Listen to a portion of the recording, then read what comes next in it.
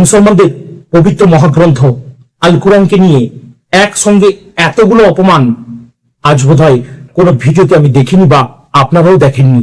হ্যাঁ ভাইরা, আজ কথা বলছি সেই পুলিশ কর্মচারীর উপর যিনি কিনা একসাথে অনেকগুলো অপবাদ আমাদের এই পবিত্র কোরআনের উপর করেছেন। আসুন সেই ভিডিওর কিছুটা অংশ এখন দেখা যাক।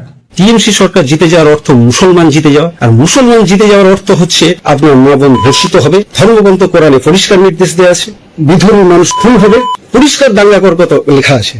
এটা হলো সেই বই, এখানে পরিষ্কার নির্দেশ দেওয়া আছে জিহাদ করার। জিহাদ কতক্ষণ করবে? যতক্ষণ না সারা বিশ্বে ইসলাম স্থাপন হচ্ছে। হ্যাঁ, কোরআন কি সত্যি সহিংসতা শেখায়? আজ সোশ্যাল মিডিয়ায় যে ভিডিওটি ভাইরাল সেটি নিয়ে কিছু কথা বলছি, যেখানে একজন ব্যক্তি নিজেকে শিক্ষিত দাবি করে, একজন পুলিশ হাতে কোরআন নিয়ে বলছেন মুসলমানরা নাকি দাঙ্গাবাজ, কোরআন নাকি হত্যা ও অত্যাচার শেখায়, মুসলমানরা নাকি অন্য ধর্মের নারীদের অপমান করতে চায়, সোজা কথায় ভোগ করতে চায়, মুসলমানরা নাকি বিভিন্ন দেবদেবীর মূর্তি ভাঙতে চায়, কোরআনে নাকি সহনশীলতা বা সহাবস্থানের ধারণা নেই, মুসলমানরা চায় কাফেরদেরকে ধরে ধরে হত্যা করতে। আসুন, এগুলো কি সত্য নাকি কোরআনের ভুল ব্যাখ্যা, নাকি এটা অজ্ঞতা, ভয় আর মূর্খতার পরিচয়? আজ আমরা পয়েন্ট ধরে কোরআন হাদিস দিয়ে পরিষ্কার জবাব দেখব ইনশাআল্লাহ। হত্যা নিয়ে আলোচনা। কোরআনের মূল শিক্ষা কি? কোরআন নিজেই বলে যে কেউ একজন নিরপরাধ মানুষকে হত্যা করে সে যেন সমগ্র মানব জাতিকে হত্যা করলো। সূরা আল মাইদা আয়াত নম্বর 32। এখানে স্পষ্ট ইসলাম নিরপরাধ মানুষ হত্যা সম্পূর্ণ হারাম ঘোষণা করেছে। আরেক জায়গায় আল্লাহ সুবহানাহু ওয়া তাআলা বলেন ধর্মের ব্যাপারে কোনো জবরদস্তি নেই। সূরা আল বাকারা আয়াত নম্বর 256। তাহলে প্রশ্ন, যে কিতাব জোর করে ধর্মান্তর নিষিদ্ধ করে সেই কিতাব কি মানুষকে হত্যা করতে বলবে? এবার আসি জিহাদ নিয়ে কিছু আলোচনা করি, কেননা জিহাদ নিয়ে মানুষের ভুল ধারণা রয়েছে। অনেকে জিহাদ শব্দটা ব্যবহার করে ভয় ছড়ায়, কিন্তু জিহাদের আসল অর্থ কি? জিহাদ মানে শুধু যুদ্ধ নয়, জিহাদ মানে নিজের খারাপ প্রবৃত্তির বিরুদ্ধে সংগ্রাম। নবী সাল্লাল্লাহু আলাইহি সাল্লাম বলেছেন সর্বোত্তম জিহাদ হলো নিজের নফসের বিরুদ্ধে সংগ্রাম করা। আর যুদ্ধের অনুমতি এসেছে শুধুমাত্র আত্মরক্ষার জন্য। অত্যাচারের বিরুদ্ধে তোমরা যুদ্ধ করো তাদের বিরুদ্ধে যারা তোমাদের বিরুদ্ধে যুদ্ধ করে, কিন্তু সীমা লঙ্ঘন করো না। সূরা আল বাকারা আয়াত নম্বর 290। অর্থাৎ ইসলাম কখনোই আগ্রাসন সমর্থন করে না। জিহাদ মানে সন্ত্রাস নয়, জিহাদ মানে ন্যায় প্রতিষ্ঠার সংগ্রাম। একটা ভুল উদ্ধৃতি, সেটা হলো কি না সূরা তাওবা। অনেকেই সূরা তাওবা থেকে কিছু অংশ তুলে ভুল ব্যাখ্যা দেয়, কিন্তু তারা বলে না এই আয়াতগুলো যুদ্ধের নির্দিষ্ট প্রেক্ষাপটে নাজিল হয়েছিল। যারা মুসলমানদের উপর আক্রমণ করেছিল, চুক্তি ভেঙেছিল, তাদের বিরুদ্ধে প্রতিরোধের কথা বলা হয়েছে। পুরো আয়াত পড়লে তবেই বোঝা যায়। কোরআন শরীফে বলা রয়েছে যদি তারা শান্তি চায় তুমিও শান্তির দিকে ঝুঁকে পড়ো। 8 নম্বর সূরার 61 নম্বর আয়াত। তাহলে কোরআন কি বলছে? শান্তি হলে যুদ্ধ বন্ধ করো। নবী সাল্লাল্লাহু আলাইহি সাল্লামের বাস্তব উদাহরণ। নবী মুহাম্মদ সাল্লাল্লাহু আলাইহি সাল্লাম যখন মক্কা জয় করেন তিনি প্রতিশোধ নেননি, বরং বলেছিলেন আজ তোমাদের জন্য কোনো প্রতিশোধ নেই। যারা কিনা তাকে বছরের পর বছর অত্যাচার করেছিল তাদেরকেই তিনি ক্ষমা করে দিয়েছেন। আর এটাই ইসলাম। মুসলমানরা দাঙ্গাবাজ। হ্যাঁ, এই ভিডিওতে দেখা গেছে যে উনি বলছেন মুসলমানরা দাঙ্গাবাজ। এটা একটি সাধারণীকরণ, জেনারেলাইজেশন ফ্যালাসি। কোরআন বলে তোমরা আল্লাহর পথে যুদ্ধ করো তাদের বিরুদ্ধে যারা তোমাদের বিরুদ্ধে যুদ্ধ করে, কিন্তু সীমা লঙ্ঘন করো না। সূরা বাকারার 190 নম্বর আয়াত।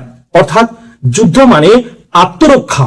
আর যেখানে বলা হয়েছে আক্রমণ শুরু করা নিষিদ্ধ। আরো এসেছে পৃথিবীতে অশান্তি সৃষ্টি করো না। 7 নম্বর সূরার 56 নম্বর আয়াত। যে একজন নিরপরাধ মানুষকে হত্যা করে সে যেন সমগ্র মানব জাতিকে হত্যা করলো। 5 নম্বর সূরার 32 নম্বর আয়াত। তাহলে ইসলাম কি শেখাচ্ছে? অন্যায়ভাবে কাউকে আঘাত করা হারাম, নিরপরাধ হত্যা মহাপাপ, সমাজে ফাসাদ অর্থাৎ অরাজকতার সৃষ্টি করা নিষিদ্ধ। ইসলাম শেখাচ্ছে শান্তি, সংযম, ন্যায়। হাদিসে এসেছে নবী পাক সাল্লাল্লাহু আলাইহি সাল্লাম বলেছেন মুসলমান সেই যার জিহ্বা ও হাত থেকে মানুষ নিরাপদ থাকে। সহিহ বুখারী। দাঙ্গা ইসলাম সমর্থন করে না। কিছু ব্যক্তির কাজকে সারা ইসলামের উপর চাপানো ভুল। কিছু মুসলমান ভুল করলে তা ইসলামের শিক্ষা নয়।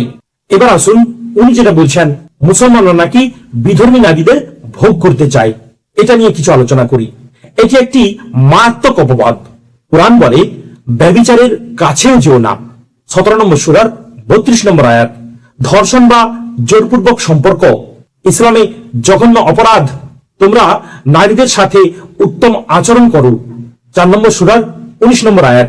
হাদিসে এসেছে, তোমাদের মধ্যে সর্বোত্তম সে যে তার স্ত্রীর সাথে উত্তম আচরণ করে।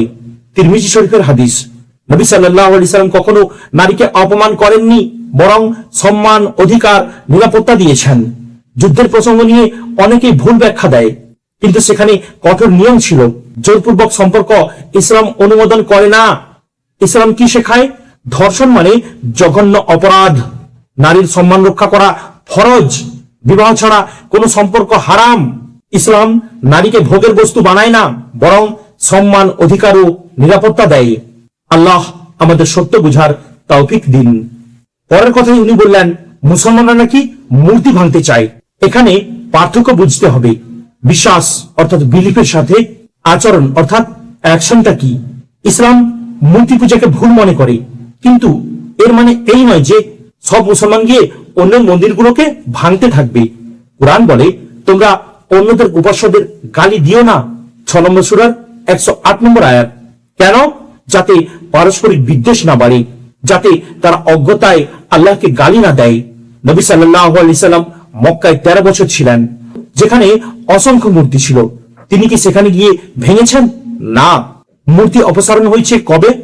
যখন কাবা ইসলামী রাষ্ট্রের অধীনে এসেছে। সেটি ছিল একটি ধর্মীয় সংস্কার, বিশৃঙ্খলা নয়। কোরআন আরো বলেছে, যদি তারা শান্তির দিকে ঝুঁকে পড়ে, তুমিও শান্তির দিকে ঝুঁকে পড়ো। 8 নম্বর সূরার 61 নম্বর আয়াত। ইসলাম অন্যের ধর্মীয় স্থানে হামলা শেখায় না, বরং শৃঙ্খলা ও শান্তি শেখায়। ইসলাম নিজে মূর্তি পূজা করে না, কিন্তু সাধারণ অবস্থায় অন্যের ধর্মীয় জিনিসে হামলা করা শিক্ষা দেয় না। এরপর উনি কি বলছেন যে কোরআনে নাকি সেকুলারিজম নেই। প্রথমে বুঝতে হবে, সেকুলারিজম একটি আধুনিক রাজনৈতিক ধারণা। কোরআন কি বলে? তোমাদের ধর্ম তোমাদের জন্য, আমার ধর্ম আমার জন্য। সূরা আল কাফিরুন আয়াত নম্বর 6। ধর্মে কোনো জবরদস্তি নেই। সূরা আল বাকারা আয়াত নম্বর 256। অর্থাৎ ইসলাম অন্য ধর্মের অস্তিত্ব স্বীকার করে, জোর করে কাউকে মুসলিম বানাতে বলে না। কিন্তু ইসলাম এটাও বলে, জীবন শুধু ধর্ম থেকে আলাদা নয়, বরং নৈতিকতা, আইন, সমাজ সবকিছুর সাথে ধর্ম জড়িত।